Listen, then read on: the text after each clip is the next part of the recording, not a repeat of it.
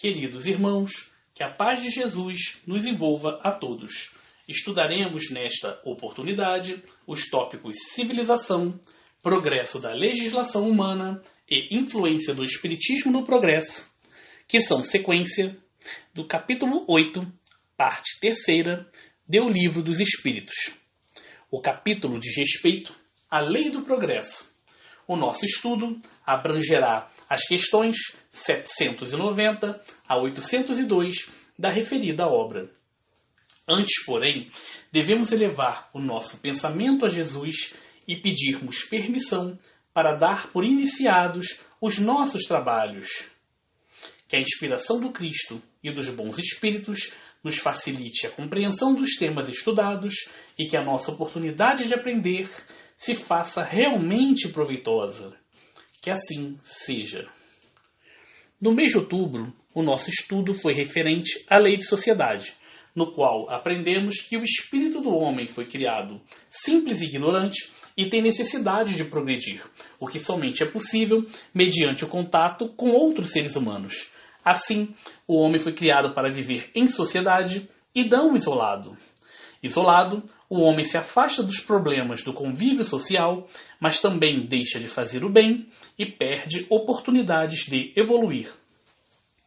Como foi esclarecido na resposta da questão 779 do Livro dos Espíritos, os mais adiantados auxiliam o progresso dos outros por meio do contato social.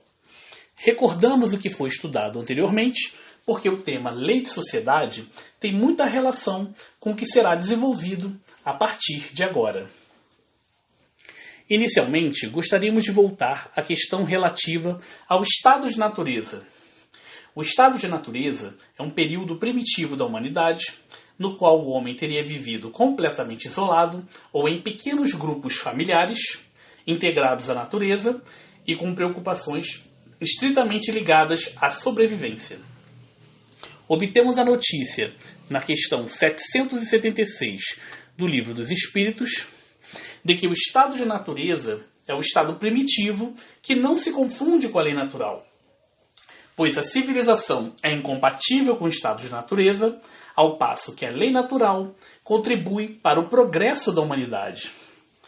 Como Allan Kardec deixou bem claro em seu comentário a resposta de tal pergunta, o estado de natureza é a infância da humanidade e a lei natural, ao contrário, rege a humanidade inteira e o homem se melhora à medida que melhor a compreende e pratica. A civilização é um estágio de sociedades mais complexas, em que há um certo desenvolvimento cultural, considerando os aspectos científico, político, econômico, artístico, etc. Do que foi falado anteriormente, já é possível notar que a civilização caracteriza algum progresso. Porém, conforme mencionado na resposta da questão 790 do Livro dos Espíritos, ainda se trata de um progresso incompleto. Uma civilização de evolução incompleta gera males especiais que não existiam no modo primitivo de vida. Questão 792A do Livro dos Espíritos. Por exemplo, podemos considerar, dentre estes males, a importância dada aos status relativos à posição social de um homem em comparação com a de outros, o apego excessivo aos bens materiais, os apelos para o consumo, etc. Na indagação 791 do Livro dos Espíritos, há a informação de que a civilização superará esses males quando a moral dos homens estiver tão desenvolvida quanto a inteligência. Na questão 793, os bons espíritos deixam claro que, enquanto não forem banidos das sociedades humanas todos os vícios que as desonram, orgulho, egoísmo, vaidade, dentre outros, estes agrupamentos de homens poderão ser chamados, no máximo, de povos esclarecidos, mas não verdadeiramente civilizados. É relevante destacar um trecho do Codificador, no qual fica bem fechada a questão. de duas nações que tenham chegado ao ápice, ao ponto mais alto, da escala social, somente pode considerar-se a mais civilizada, na legítima acepção do termo, aquela onde exista menos egoísmo, menos cobiça e menos orgulho, onde os hábitos sejam mais intelectuais e morais do que materiais, onde a inteligência se puder desenvolver com maior liberdade, onde haja mais bondade, boa-fé, benevolência e generosidade recíprocas, onde menos enraizados se mostrem os preconceitos de casta e de nascimento, pois tais preconceitos são incompatíveis com o verdadeiro amor do próximo, onde as leis nenhum privilégio consagrem e sejam as mesmas, assim para o último como para o primeiro, onde com menos parcialidade se exerça a justiça, onde o fraco encontre sempre amparo contra o forte, onde a vida do homem, suas crenças e opiniões sejam mais respeitadas, onde exista menor número de desgraçados, enfim, onde todo homem de boa vontade esteja certo de lhe não faltar o necessário. Eis aí um dos pontos mais interessantes da doutrina espírita. É o de que o espírito pode evoluir e chegar à perfeição, e as sociedades humanas se melhoram conforme o desenvolvimento moral dos homens, até que se chega a uma civilização completa, nos termos expostos por Kardec. Comentando a resposta à questão 785, o codificador desenvolveu profundo raciocínio a esse respeito. Comparando-se os costumes sociais de hoje com os de alguns séculos atrás, só um cego negaria o progresso realizado.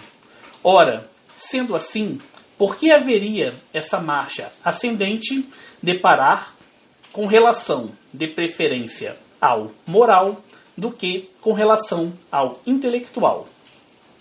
Por que será impossível que, entre o século XIX e o 24º, haja, a esse respeito, tanta diferença quanta entre o 14º século e o século XIX? Duvidar seria pretender que a humanidade está no apogeu, ponto mais alto, da perfeição, o que é absurdo, ou que ela não é perfectível moralmente, o que a experiência desmente. Conforme ao desenvolvimento moral dos homens, há a mudança social e a consequente necessidade de os homens modificarem suas leis. Assim, chegamos ao tópico do progresso da legislação humana. Sobre este novo tema, aprendemos, inicialmente, que as sociedades humanas poderiam ser reguladas apenas pelas leis naturais se os homens as compreendessem bem.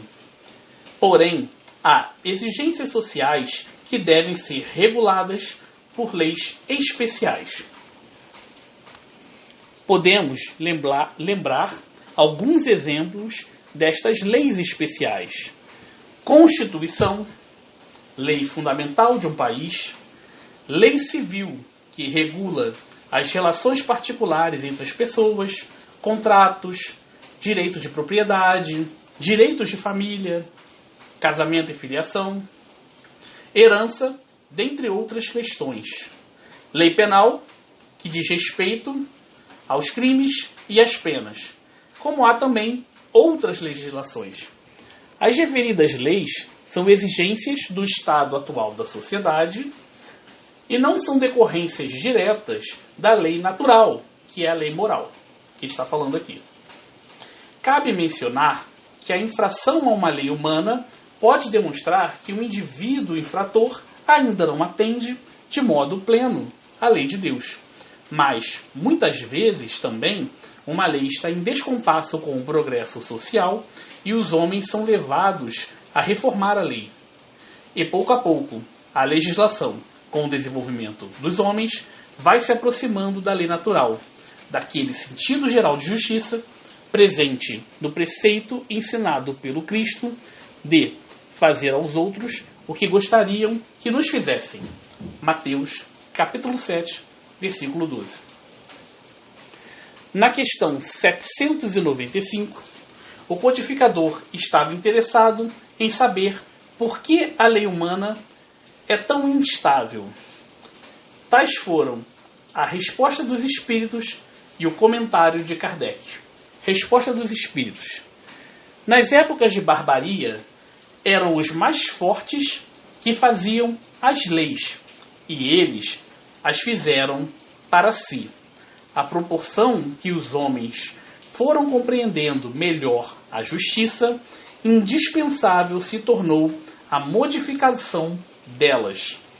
Mais estáveis se tornam as leis humanas à medida que se aproximam da verdadeira justiça, isto é, à medida que vão sendo feitas para todos e se identificam com a lei natural. Esta é a resposta dos espíritos. Agora vamos ao comentário de Kardec. A civilização criou necessidades novas para o homem, necessidades relativas à posição social que ele ocupe. Tem-se então que regular, por meio das leis humanas, os direitos e deveres dessa posição. Mas, influenciado pelas suas paixões, ele, não raro, tem criado direitos e deveres imaginários que a lei natural condena e que os povos riscam de seus códigos à medida que progridem. A lei natural é imutável e a mesma para todos. A lei humana é variável e progressiva. Na infância das sociedades, só esta pôde consagrar o direito do mais forte. Para ilustrar o que foi lido, sobretudo sobre esta época em que a força fazia o direito, consideramos bem relevante lembrar um período da história de Roma em que Nero era imperador e que foi relatado no livro Paulo e Estevão, de Emmanuel, psicografia de Francisco Cândido Xavier. O referido imperador, no ano 64 d.C., mandou incendiar a cidade, e a destruição foi de grandes proporções. Para se livrar de quaisquer acusações quanto ao incidente, Nero determinou que os culpados pelos incêndios eram os cristãos e mandou prendê-los para que estes passassem pelos lamentáveis martírios do circo de Roma. Em uma dada noite, Paulo de Tarso estava pregando em uma catacumba abandonada, um cemitério esquecido, um local desabitado, onde os cristãos passaram a fazer suas reuniões por causa das perseguições, e quando fazia sua pregação, então, foi preso junto com outros cristãos. O apóstolo, então, mobilizou suas amizades para conseguir uma audiência com Nero, com o objetivo de defender os cristãos das falsas acusações de terem ateado fogo em Roma. Paulo, com seu verbo brilhante e extremamente persuasivo, convincente, não só defendeu os cristãos, mas enfatizou que Nero teria de prestar contas, em vida mais alta, dos atos praticados em sua vida pública. Nero, muito possivelmente, ficou preocupado com a força da fala do apóstolo, caso ele fosse levado ao circo junto com os demais cristãos, pois, conforme explicitado na referida obra, ele disse a Tigelino, funcionário público da época: "Este homem é um dos mais perigosos que tenho encontrado. Ninguém, como ele, ousou comentar a presente situação nestes termos. Vejo, por detrás da sua palavra, muitos vultos talvez eminentes que, conjugando valores, poderiam fazer-me muito mal. Vultos eminentes são pessoas muito importantes." Nero, então, de forma traiçoeira, deu a Paulo a liberdade, com a afirmação de que seria melhor investigada a acusação contra os cristãos, mas mandou que Tigelino vigiasse o apóstolo às ocultas. Passadas algumas semanas, quando estava na casa dos amigos cristãos chamados Lino e Cláudia, Paulo foi preso e isolado dos demais companheiros de fé. Ocorreu mais um espetáculo terrível do martírio no circo de Roma, e Paulo, então, no dia seguinte, foi conduzido para outro local, onde lhe foi aplicada a pena de morte. O exemplo demonstra claramente que o que os Espíritos explicaram sobre a prevalência da força nas leis antigas e na sua aplicação. Interessante recordar também que em alguns dos romances de Emmanuel há referências aos romanos não considerarem correta a ideia de igualdade entre os homens, ideia esta ensinada pelo Cristo. Porque eles, os romanos, de algum modo, possivelmente motivados pelo seu domínio sobre os outros homens, se consideravam superiores aos demais povos. Os romanos se consideravam superiores. Podemos lembrar ainda que, em outro momento um pouco mais recente, compreendido entre os séculos XVI e XIX, existiu na Europa o Estado Absoluto, que era governado por um rei que concentrava todos os poderes. Poderes estes que eram de administrar, o de fazer as leis e o de aplicar a justiça. Muitas vezes, pelas ideias da época, os reis eram considerados representantes de Deus na Terra. Atualmente, as referidas tarefas do Estado estão divididas entre órgãos diferentes, que são o poder executivo, o poder legislativo e o poder judiciário, para evitar a arbitrariedade que poderia surgir do exercício de tais poderes por um único homem. Dos próprios exemplos, nós podemos observar a grande evolução das leis humanas, resultado dos progressos nas ideias dos homens, pois as constituições atuais, no Brasil e em outros países, prevêem direitos fundamentais, como a igualdade, a liberdade de consciência, de convicção filosófica e convicção religiosa, dentre outros direitos. Enquanto, em momentos anteriores, não havia a ideia de igualdade e os homens eram perseguidos por suas ideias e por seu pensamento religioso, como aconteceu com os cristãos à época de Nero. Na questão 796, Kardec obteve a informação de que, na época dele, ainda havia uma necessidade de um certo rigor nas leis penais. Os espíritos responderam que uma sociedade depravada, corrupta, de moral questionável, certamente precisa de leis severas. Mas os espíritos atentaram para o fato de que as leis apenas punem o mal depois que este foi praticado, mas não se destinam a preveni-lo. Apenas a educação poderá reformar os homens e evitar a necessidade de leis tão rigorosas. Neste momento, podemos lembrar do comentário do codificador a questão 685A de O Livro dos Espíritos. Na verdade, não é o comentário todo, é apenas um pequeno trecho. Há um elemento que se não costuma fazer pesar na balança e sem o qual a ciência econômica não passa de simples teoria. Esse elemento é a educação. Não a educação intelectual, mas a educação moral. Não nos referimos, porém, à educação moral pelos livros, e sim a que consiste na arte de formar os caracteres, a que incute, põe na mente, hábitos, porquanto a educação é o conjunto dos hábitos adquiridos. De todo modo, podemos apontar algumas modificações nas leis penais e nos julgamentos de acusados de crimes que estão na direção de um abrandamento gradativo das leis. Por exemplo, muitos países já baniram de suas legislações a pena de morte, penas de trabalhos forçados e outras penas cruéis. Em alguns deles, ainda há a prisão perpétua, mas não é o caso do Brasil. Enquanto antigamente o processo criminal era apenas uma exigência formal e o acusado era considerado culpado, às vezes de forma antecipada, podemos dar o exemplo que, pelo menos no Brasil, mas certamente em outros países, o processo é cercado de diversas garantias para que seja realmente justo. Por exemplo, há a obrigatoriedade de o acusado ser defendido por advogado, seja ele um advogado particular ou um defensor público.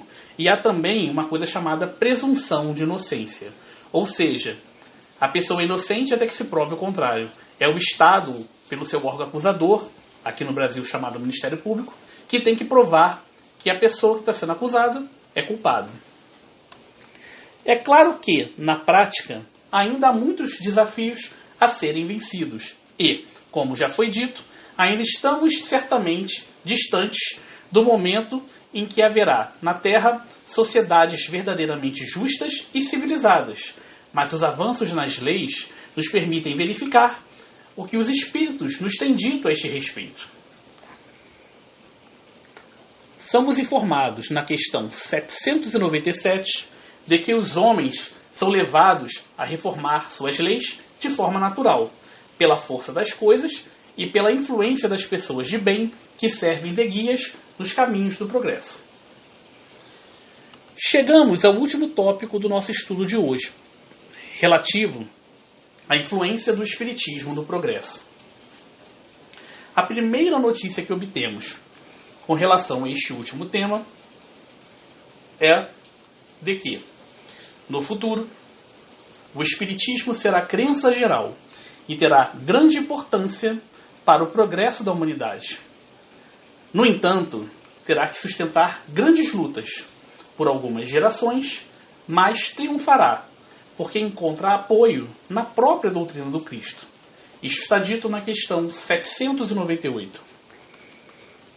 A doutrina espírita contribuirá para o desenvolvimento da humanidade, destruindo as ideias materialistas, rasgando o véu e mostrando os horizontes da vida futura, e fazendo os homens abandonar os preconceitos de cor, de seitas e de posição social. Isto está na questão 799 do Livro dos Espíritos. O item 15 do capítulo 18 da obra A Gênese sintetiza, resume a relação do Espiritismo com o progresso dos homens. Quem quer que haja meditado sobre o Espiritismo e suas consequências, e não o circunscreva, e não o limite à produção de alguns fenômenos, terá compreendido que ele abre à humanidade uma estrada nova, ele desvenda os horizontes do infinito, iniciando-a nos mistérios do mundo invisível, mostra-lhe o seu verdadeiro papel na criação, papel perpetuamente ativo, tanto no estado espiritual como no estado corporal. O homem já não caminha às cegas, sabe de onde vem, para onde vai e por que está na Terra.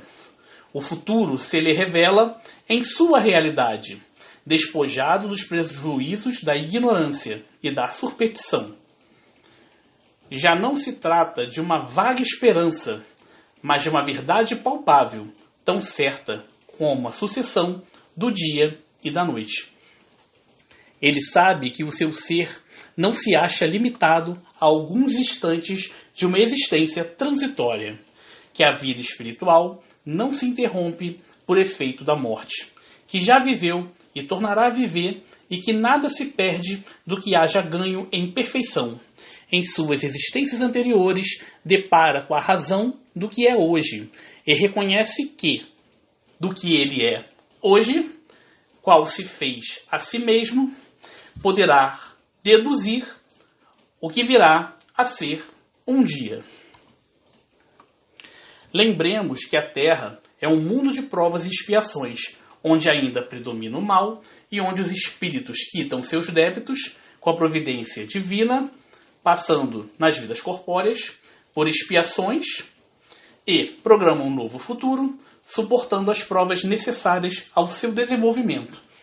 No entanto, o nosso planeta está passando por um processo de transição, por meio do qual será elevado à categoria de mundo de regeneração, onde o espírito penitente, o espírito arrependido, encontrará a calma e o repouso após a luta na categoria anterior, e passará por provas sem que haja expiações tão dolorosas quanto na Terra atual, e onde haverá, pouco a pouco, uma mudança nos sentimentos e nas relações sociais, no caminho da verdadeira fraternidade entre os homens. O Espiritismo tem importância fundamental neste processo de regeneração, conforme elucidou o codificador no item 25 do capítulo 18 de A Gênese. O Espiritismo não cria renovação social. A maturidade da humanidade é que fará dessa renovação uma necessidade pelo seu poder moralizador, por suas tendências progressistas, pela sua amplitude de vistas, pela generalidade das questões que abrange. O Espiritismo é mais apto do que qualquer outra doutrina a secundar o movimento de regeneração. Por isso, é ele contemporâneo, surgiu ao mesmo tempo desse movimento. Surgiu na hora em que podia ser de utilidade, visto que também para ele os tempos são chegados. Se viera mais cedo, teria esbarrado em obstáculos insuperáveis. Houvera inevitavelmente sucumbido, porque, satisfeitos com o que tinham, os homens ainda não sentiriam falta do que ele lhes traz. Hoje, nascido com as ideias que fermentam, encontra preparado o terreno para recebê-lo. Os espíritos, cansados da dúvida e da incerteza, horrorizados com o abismo que se lhes abre à frente, o acolhem como âncora de salvação e consolação suprema. Por fim da leitura da questão 802 do Livro dos Espíritos, concluímos que os espíritos não provocam diversas manifestações mediúnicas em todos os lugares para convencerem os homens das verdades do Espiritismo, porque o convencimento não virá dos fenômenos, mas sim da razão. Na resposta a tal pergunta, há a lembrança de que mesmo o Mestre Jesus, com todas as suas curas e outros fatos extraordinários, não conseguiu convencer muitos dos homens do seu tempo. Neste momento, damos por encerrados os nossos estudos, rogando aos bons espíritos que nos enviem fluidos salutares que possam curar os nossos males físicos, psíquicos e morais. Que assim seja.